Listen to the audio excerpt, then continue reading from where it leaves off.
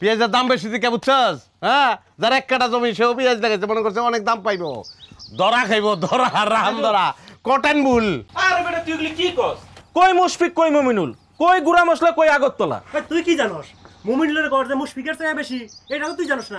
আরে তুমি তো সব জানো, আমরা তো কিছুই জানি না। না না, এখানে মুমিনের ওই তুই গড় ধুইয়া পানি খা যা। আরে বলো, গড় দুয়ে কি পানি খাওয়ার জিনিস? গড় দিয়ে জানা যায় কেরা কিভাবে ব্যাটসম্যান।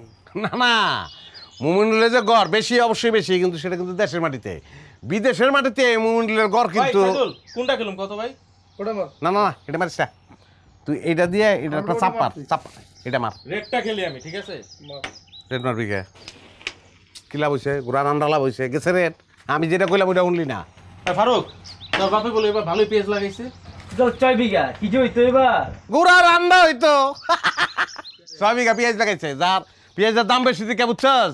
হ্যাঁ, যার এক কাটা জমি সেও পেঁয়াজ লাগাইছে, মনে করছে অনেক দাম পাইবো। ধরা খাইবো, ধরা রাম ধরা কটন বুল। এই গুটিটা খেল, এই গুটিটা নে। এটা খেল, আমার কথা শুন। আরে আপনি থামেন তো ভাই। আর আমি একটা বুদ্ধি দেই, শোন। আপনি কত কম কোন? ওই সাইদুল, আমি যেটা কইরা কর, তুই এই দিক দিয়ে দিয়া এই গুটিটা মার, যেদিকে যে লাগো কোনো টেনশন করিস না, এই গোটা মেরে দে। আমার কথা শুনছ না কে? এই যে খেলো। আরে ভাই কি হলো? আপনি রেটটা নিলেন কে? রেটটা দেন। দেবো না তোরে, এটা পেঁয়াজ লিয়ে আলোচনা হইতেছিল। পেঁয়াজ লিয়ে আলোচনা আগে শেষ হইতে। What is the difference between Indian পেঁয়াজ এবং পাকিস্তানি পেঁয়াজ বলো? সবচেয়ে ভালো হলো আমেরিকান পেঁয়াজ, তারপর হলো ইংল্যান্ডের পেঁয়াজ। Double million offer Walton fridge কিনে পেতে পারেন 20 লক্ষ টাকা, রয়েছে কোটি কোটি টাকার নিশ্চিত উপহার। তারপর হলো এখন জার্মানিতে পেঁয়াজ আছে, তাই না? তোর বাপে বলে, ওর বাবা বলে নরওয়ে থেকে পেঁয়াজের বীজ আনাইছে, বরফ লাগবে বলে, ওর বলে কাশ্মীরে পাঠাইবো। এই সাইদুল, এই দিক দিয়ে আইনা এই গুটিটা মার। কোনো কিছু মারতে পারবো না, কোনো মারামারি নাই, কোনো মারামারি নাই। অনেকদিন পরে একটা বিষয়, একটা মূল্যবান বিষয় উত্থাপন হয়েছে, পেঁয়াজ।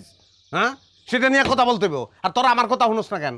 এত যে তোকে কই যে আমার কাছে আয়, আমার লগে বয়, হ্যাঁ, জ্ঞান অর্জন কর, দেশ বিদেশ নিয়ে কথা কই না। ক্যারাম, ওই ক্যারাম খেল, ক্যারাম বোর্ড দিয়ে কিনবো, ক্যারাম খেলে কিনবো।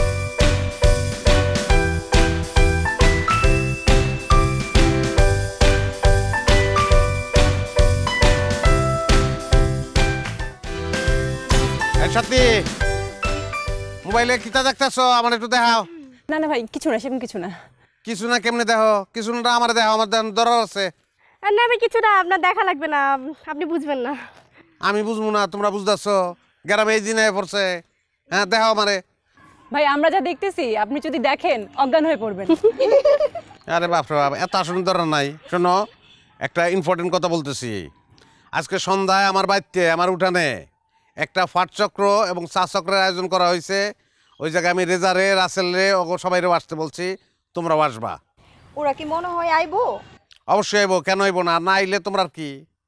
তোমরা আসবা, তোমরা নারী, নারীরা আর জ্ঞান অর্জনের অনেক দরকার আছে।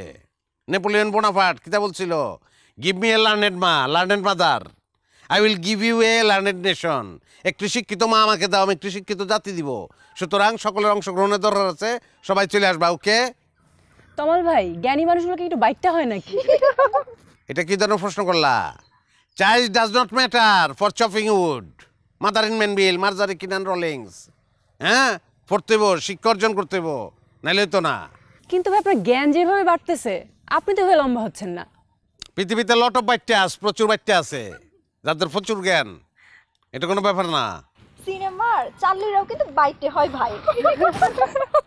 শেষ, সব শেষ, নষ্ট হয়ে গেছে গা। নষ্টের খনি সব। অনেক আগে সৈয়দ শামসুল হক বলছিল, নদী নষ্ট, বীজ নষ্ট, নষ্টের খনি তোমরা।